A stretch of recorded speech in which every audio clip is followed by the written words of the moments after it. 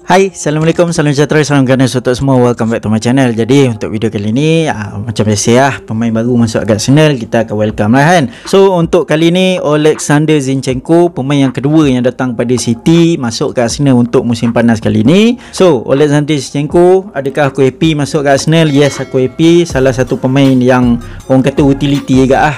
Macam Jesus boleh main wing, boleh main sebagai seorang striker, dan dia sekarang ni dah bawa impact positif lah dekat Arsenal. Dan aku expect Oleksandr Zinchenko boleh buat benda yang sama lah macam Jesus buat sekarang kan. Jesus pun sekarang 3 game 4 gol, walaupun pre-season je, tapi bagi aku good start lah untuk career dia dekat Arsenal kan. So untuk Oleksandr Zinchenko macam biasa, untuk pemain baru masuk ni, kita akan selidik sikit background dia kan sebagai seorang pemain. Jadi nama panjang dia adalah Oleksandr Volodymyrovich Zinchenko, tak silap aku lah. Kalau betul tolong komen kat bawah ha. Sebab kadang-kadang ada juga orang yang orang kata dia ambil berat sikit lah pasal pronunciation nama pemain ni kan. Jadi tarikh lahir dia adalah 15 Disember 1996. So kalau kau kira balik untuk 2022 ni, umur dia baru 25 lah. Bagi aku umur yang cantik lah. Dia tak sampai lagi prime dia, dia masih on the way lah nak pergi ke prime dia lah kan. So kita akan maybe insyaAllah kita akan tengok the best of Zinchenko dekat Arsenal lah kan. Dan dia berketinggian 175 meter ataupun dalam cm 175 cm kan. Untuk meter 1.75, sorry. So untuk ketinggian yang macam ni, main dekat left back ataupun left wing back, bagi aku ketinggian yang cantik. Tak tinggi sangat, tak pendek sangat, boleh speed, boleh buat larian yang laju lah. Sebagai seorang wing back, of course salah satu trait yang penting adalah speed lah kan. Dan sebagai seorang center midfielder, bagi aku tak ada masalah pun. Walaupun kalau kau fikir balik, macam pemain-pemain macam Santi Cazorla pun boleh kata pemain yang kecil juga kan, main dekat bahagian tengah. So Oleksandr Zinchenko, bukanlah aku cakap dia boleh jadi sebagus Santi Cazorla, tapi kita tak tahu lah, mungkin dia boleh sampai tahap tu lah kan. Tapi apa yang aku nak pointkan kat sini adalah 175 meter ataupun 175 cm sebagai seorang center midfield bukanlah yang paling kecil dan bukanlah yang paling besar. Dan tak mustahil lah yang kau boleh berjaya sebagai seorang center midfielder lah kan, walaupun kau kecil. Dan dia masuk Arsenal pakai jersey nombor 35, yang sebelum ni musim lepas dipakai oleh Martinelli lah kan. So Martinelli untuk musim baru ni dah tukar nombor 11, dan Zinchenko sebat lah nombor 35 ni kan. Dan sebagai seorang pemain dekat City, dia dah menang 4 Premier League title, 4 League Cup tak silap aku, dan sejak 1 FA Cup lah. Aku terkejut juga 1 FA Cup ni, tapi bila kau fikir balik, the king of FA Cup ya Arsenal, kat situ kau tak terkejut lah kan, yang City tak banyak menang FA Cup lah kan. Dan lagi satu, dia masuk City pada tahun 2016 daripada satu klub yang dipanggil FC Ufa, dan City beli dia dengan harga yang boleh kata sangat-sangat murah, 1.7 juta. Lepas je City beli dia tu, City hantar dia loan dekat PSV lah, PSV Eindhoven dekat Netherlands. Dan satu-satunya musim yang dia pergi loan adalah musim tu lah.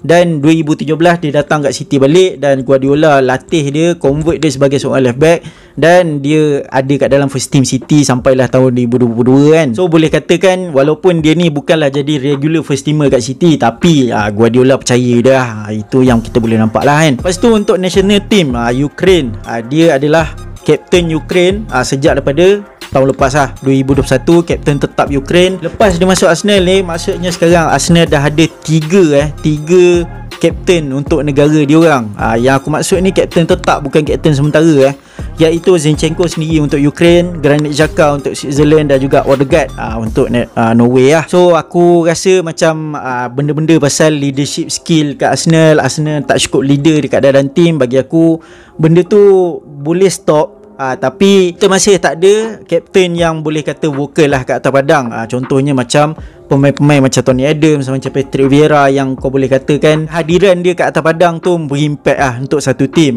Kau tak ada lagi captain yang jenis macam tu lah kan. Tapi still bila kau tengok experience yang ada daripada Zinchenko, daripada Granit Xhaka, dan juga Matteo Odegaard sebagai captain untuk negara dia orang, aku rasa dia orang akan bagi impact yang walaupun tak sebesar Vieira ataupun Tony Adams, tapi impact dia orang kat atas padang tu, bila dia orang ada atas padang tu, bagi aku boleh organize satu team lah kat dalam satu-satu game tu kan. Dan Zinchenko position dia asalnya dia start career dekat FC Ufa dulu. Dia adalah seorang attacking midfielder kalau kau nak tahu, sebagai seorang number 10. Tapi bila dia datang kat City, lepas tu Guardiola latih dia, convert dia sebagai seorang left back. Yalah, bila kau tengok midfielder yang ada dekat Manchester City sejak daripada Yaya Toure dulu, lepas tu ada Fernandinho lagi, ada Kevin De Bruyne, ada David Silva, Bernardo Silva dan juga Ilkay Gundogan. Semua tu pemain-pemain yang berkualiti lah. Dan aku faham lah kenapa dia tak dapat banyak peluang lah untuk main dekat midfield lah kan, kawasan midfield dekat City tu kan. 3 position yang dia main adalah left back, left wing back dan juga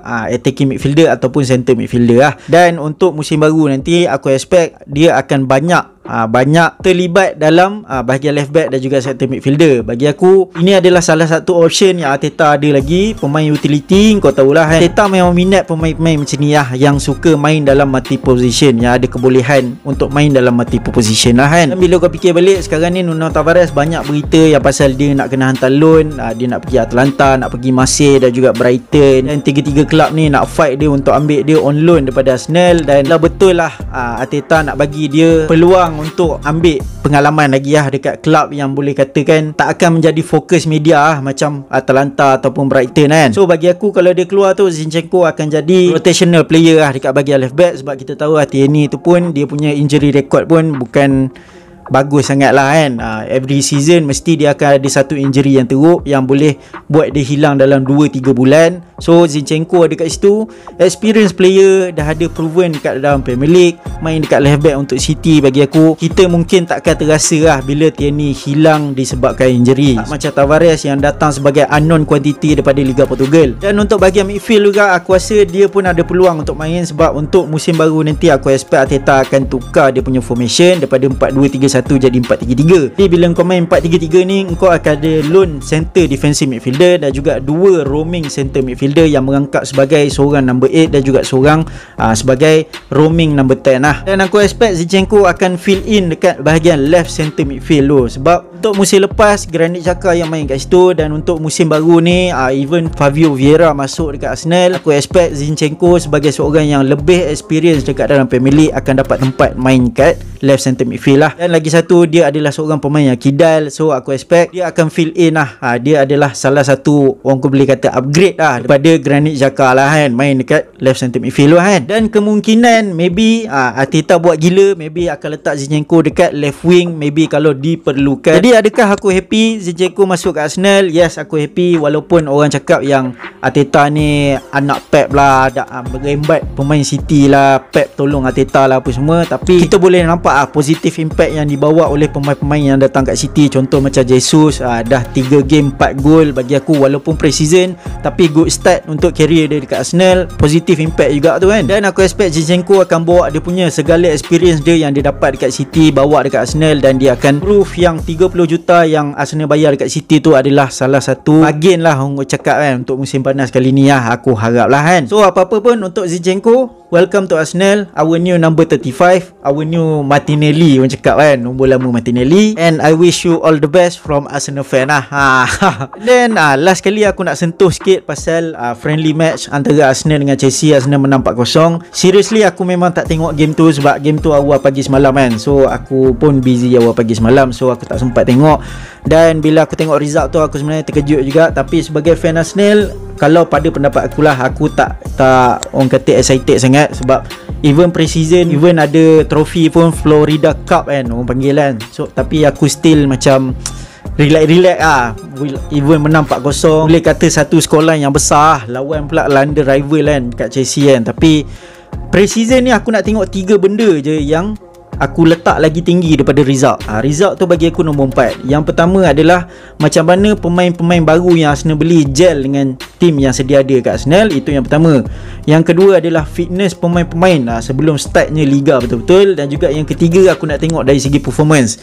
Dan tiga-tiga ni aku boleh cakap semuanya positif lah. Aku boleh tengok lagi-lagi dari segi performance antara pemain baru dan pemain yang sedia ada kat kelab tu. Bagi aku nampak macam diorang dah 3-4 tahun dah main sekali kan. Even Gabriel Jesus pun Walaupun dalam game tu gol yang cantik lah, boleh kata chip yang cantik kan untuk first goal Arsenal kan. Dan yang keempat baru aku letak result lah. Result tu bagi aku tak penting sangat. Bagi aku pre-season is pre-season, walaupun kau menang Florida Cup tu apa kan. So kita tengok Arsenal first game nanti lawan Crystal Palace. Game awal lagi, first game lagi. Last season pun kita dapat first game of the season lawan Brentford kan. So untuk musim ni pun awal pagi lagi kena bangun jumpa Crystal Palace pula kali ni kan. So apa-apa pun fourth major signing untuk Arsenal, untuk first team. Welcome Alexander Zinchenko lagi sekali. Aku nak komen kat bawah apa pendapat korang Zinchenko masuk agak Arsenal kan. Dan aku rasa video aku sampai sini je. Dan kepada siapa yang belum subscribe, kau boleh subscribe. Dan jangan lupa tekan butang lonceng di sebelah butang subscribe itu supaya kau tak akan miss video aku lagi. Dan akhir kata dari aku Zul, sign out.